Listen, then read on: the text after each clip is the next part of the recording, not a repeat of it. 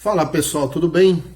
Mais um vídeo aqui do canal Família na Verdade. Eu sou o irmão Fábio Rodrigues Pardinho, de Cascavel, no Paraná. Hoje vamos estar dando sequência aí ao estudo, né? Hoje não tem quadro, estou um pouco cansado. E quero falar um pouquinho com vocês aí, dando sequência no assunto das causas de maldição, né? E uma das causas que a gente encontra na Bíblia é a questão da iniquidade dos pais, né? Que nós herdamos uma bênção moral, espiritual, herdamos, né, dos nossos pais, moral, espiritual, material, genético, né, comportamental, né? A gente recebe de herança dos nossos pais, né? E da mesma forma, espiritualmente nós recebemos, né, influências espirituais na nossa vida decorrente do pecado dos nossos pais. Depois a gente falou sobre a questão da quebra da aliança, né, a causa 2, nós estamos na causa 2, e esse assunto do adultério, da quebra da aliança, né, ele traz muitas consequências para dentro do casamento, né? Eu quero falar com vocês hoje sobre, no último vídeo a gente falou, o adultério desprotege sexualmente a vida dos filhos, né? E hoje nós vamos falar o adultério de um dos cônjuges põe o outro cônjuge, né? O outro cônjuge, né, vítima da sua traição. A mesma situação a mesma situação. É notório, por exemplo, em caso de adultério da esposa, descobrir que o marido já vinha há muito tempo adulterando ocultamente. Então, o que o escritor aqui ele identificou nos atendimentos que ele fez para muitos casais? Que quando existia a situação de a esposa querer confessar um adultério porque ela adulterou, descobria-se que antes dela adulterar, o marido já estava adulterando. O marido, ele é a proteção espiritual da esposa, né? Ele é a cobertura espiritual da esposa, vamos dizer assim. Ele exerce um poder, uma autoridade dada por Deus para proteger a esposa espiritualmente.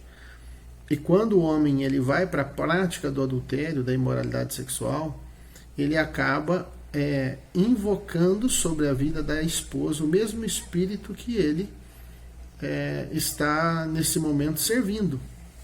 Se ele está adulterando, ele está servindo um espírito de adultério. Então ele invoca, ele autoriza com a ação dele essa perseguição espiritual na vida da esposa. Então é muito comum, em caso de adultério, né, você descobrir, né, tipo, a mulher caiu, né, ela adulterou. Aí quando você vai investigar o casamento, você descobre que o homem estava traindo antes da mulher trair, né? E o contrário também pode acontecer, né? Mas, assim, espiritualmente falando, né, o homem é o cabeça da mulher, a Bíblia diz, né? Que o homem é o cabeça da mulher. Então, existe uma responsabilidade, se você vai ver na Bíblia, quando Deus dá ordem para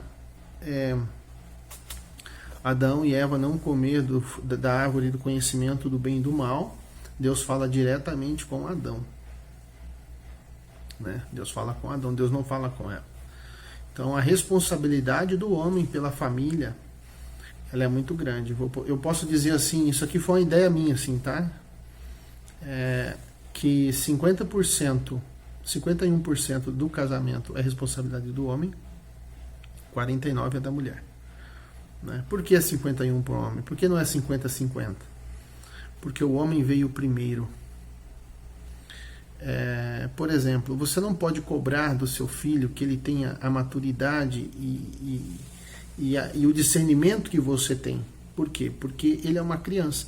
Você é mais velho. Então você deve ter mais discernimento. Entende? A cobrança é maior para aquele que é mais velho, né? Para aquele que veio antes. Então é importante a gente entender isso, né?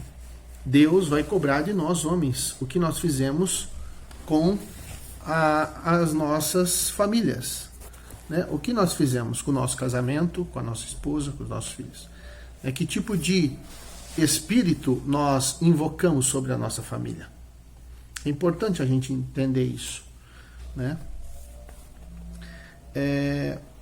Então, o adultério de um dos cônjuges expõe o outro cônjuge, né? Então, por que você expõe? Veja bem, você vai lá e tem relação com uma outra pessoa que não é seu marido, não é sua esposa. Aí depois você vai ter relação com o seu marido ou com a sua esposa. Então, aquele espírito de adultério, aquela imundícia que usou você, que tomou o seu corpo para você ter sexo com outra pessoa que não fosse o seu cônjuge, aquele espírito, você pega lá aquele espírito até daquele amante e você leva esse espírito junto para dentro da sua casa. E aí você tem relação com o seu marido ou com a sua esposa, então você transmite aquele espírito para ele. Aquele espírito de traição. Porque o que a Bíblia diz? Que os dois são uma só carne. Né? Então, isso é um mistério. Então, o que acontece? Você, como é uma só carne, você quebrou a aliança, você leva aquele espírito de adultério para a vida do seu cônjuge. Daqui a pouco seu cônjuge pega e cai no adultério também. Isso é fatalístico, vamos dizer, tem que ser assim sempre? Não é, pessoal, não é. Isso depende também da escolha da pessoa, você está entendendo? A pessoa tem o direito disso, a possibilidade de escolher ou não. Mas quando você está protegido espiritualmente, que você não está com brecha na sua vida, essa perseguição não vem com tanta força. Você entende? Agora, quando há o pecado, aí você fortalece o demônio, entende? Para que ele possa agir na vida do casal. Outra coisa que acontece em relação ao adultério, a consequência de uma quebra de aliança, adultério, ele afeta diretamente a vida financeira do casal. Né? Ou seja, aquele dinheiro começa a ser desviado para a imoralidade. Né? Então o homem, ao invés de ele trazer o dinheiro para dentro de casa, ele dá o dinheiro para a prostituta ou para a amante. Ele não compra um presente para a esposa, mas compra para a amante. Entende? Então ele vai destruindo, né, financeiramente a própria vida. Né? Perde o controle da vida financeira. A tendência é o espírito de adultério levar a família à bancarrota. Então pode acontecer um monte de coisa, doenças, acidentes, né? Assim, problemas inesperados dentro do casamento podem acontecer em virtude de um adultério. Né? Então por isso a gente não pode jamais pensar num negócio desse. Outra coisa, o adultério implica no princípio ativo do escândalo e da decepção. Invariavelmente, todo adulto terá que enfrentar um tempo de exposição e apedrejamento. Então, o que acontece? Imagina, você trai sua esposa. Você não traiu só ela. Você traiu ela, seus filhos, o casamento, você traiu os pais dela, né, a família dela, você traiu a sua família. Você traiu todo mundo. Entende? Então, assim, é importante a gente entender o seguinte: quando tem adultério, você vai passar um momento de apedrejamento. Né? Se você se descobrir, se você confessar, vai ter um peso. Né? Deus vai te dar graça, você vai tomar um xingão, né? Mas vai ter um peso menor. Agora, se você for descoberto, aí vai ser escandaloso o negócio. Né? Então, é importante a gente entender isso. Né? Para a gente não cair nessa prática, para a gente não vacilar. Né? Porque quando você adultera, você vai passar por esse tempo de apedrejamento. Então, como que você vai ter que agir nesse momento? Humildade, né? Humildade. Aceitar a correção, aceitar os insultos, né? E de coração aberto receber a correção de Deus. Então, isso é mais uma causa de maldição, tá, pessoal? Questão de quebra de alianças, né? Essas são as consequências de uma quebra de aliança. Né? Então, nós falamos aqui sobre a marginalização, né? A pessoa deixa de se dedicar ao ministério, né? ela perde a força espiritual, a energia espiritual, né? Nós falamos sobre a questão que a maldição ela é de Deus, né? Ela, vamos dizer assim, é a vara de Deus para nos corrigir, né? O castigo é o sintoma, né, que Deus coloca em nós, na nossa família. Aí nós falamos sobre a iniquidade dos pais, herança familiar, falamos sobre filiação versus merecimento, né? Então, herança você não merece, você recebe porque você é filho, né? Tanto a herança boa quanto a ruim, né? Geralmente a gente quer a boa, a ruim a gente não quer, né? Mas se a gente não quer a ruim, a gente não pode fazer as mesmas coisas que nossos pais fizeram, entendeu? Nós temos que agir diferente, nós temos que quebrar esse ciclo de maldição. A iniquidade dos pais, né? A gente falou, né? Quebra de aliança, adultério e divórcio.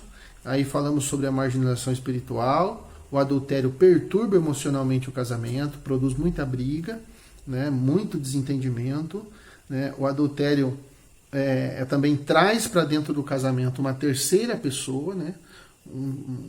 Uma pessoa que não faz parte do casamento, porque você é uma carne com o seu cônjuge, daí você vai lá e tem relação com outra pessoa, você se tornou uma carne com ela e uma carne com o seu cônjuge.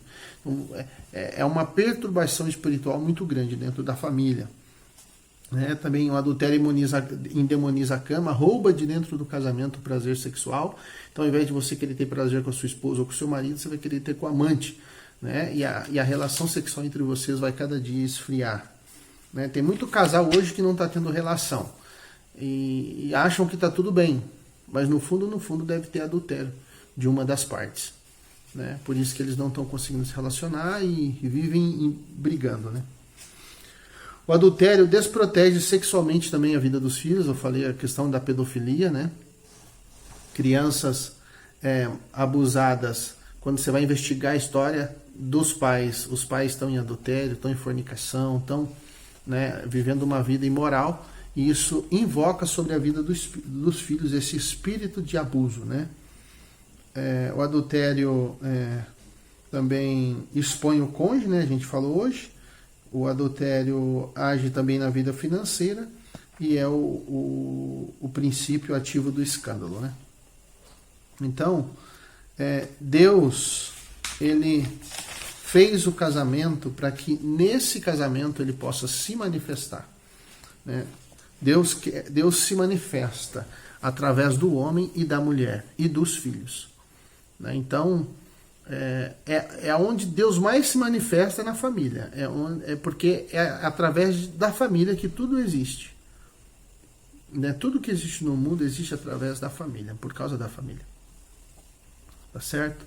Então é importante que você compreenda isso, né? Que a gente não ande por esse caminho de adultério, que possamos andar na presença do Senhor. Se erramos nessa área, nós temos que corrigir, temos que pedir ajuda e temos que enfrentar esse problema. Né? Vai exigir muito trabalho para corrigir, muito esforço, muitos anos, né, de quebrantamento, de humilhação, porque o adultério ele produz uma ferida mortal, né? Então é muito difícil de se recuperar de um adultério, né? Mas não é impossível, né? Se a pessoa tiver o coração em Deus e o desejo de se render ao Senhor, né? O desejo de morrer realmente para os seus próprios desejos e sentimentos e deixar que o Senhor viva através do perdão na sua vida. Tá certo? Então, fiquei com essa palavra. Desculpa, eu estou um pouco cansado.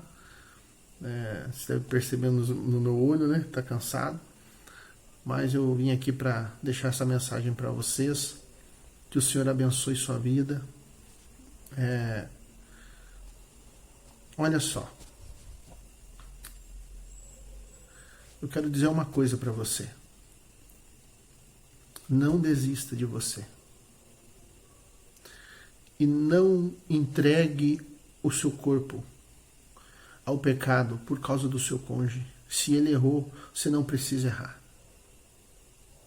Você não precisa, vou dar o troco, você não precisa fazer isso. Isso vai manchar a sua vida. Depois você vai se sentir sujo ou suja. Não entregue o seu corpo. Entregue o seu corpo a Deus. Entregue tudo a Ele. Peça para Ele te ajudar. Eu sei que existe a nossa parte fisiológica, que a gente tem necessidade de ter intimidade sexual, ainda mais nós que somos casados. Mas a gente consegue ficar sem sexo quando a gente se rende a Deus. Quem está falando aqui é uma pessoa que teve problema nessa área do sexo, que era uma pessoa totalmente descontrolada, imoral, escravo de pornografia e de moralidade sexual. E eu venci isso com muito esforço. E a gente precisa aprender a lidar com a memória do prazer. Quando você pedir para Deus santificar a sua memória, para que a memória do seu prazer não seja o sexo, mas seja o Senhor. E Ele vai te sustentar, para você não cair. Tá certo? Que o Senhor te abençoe e te guarde. Que o Senhor faça resplandecer o seu rosto sobre ti e tenha misericórdia de ti. Que o Senhor sobre ti levante o seu rosto e te dê a paz.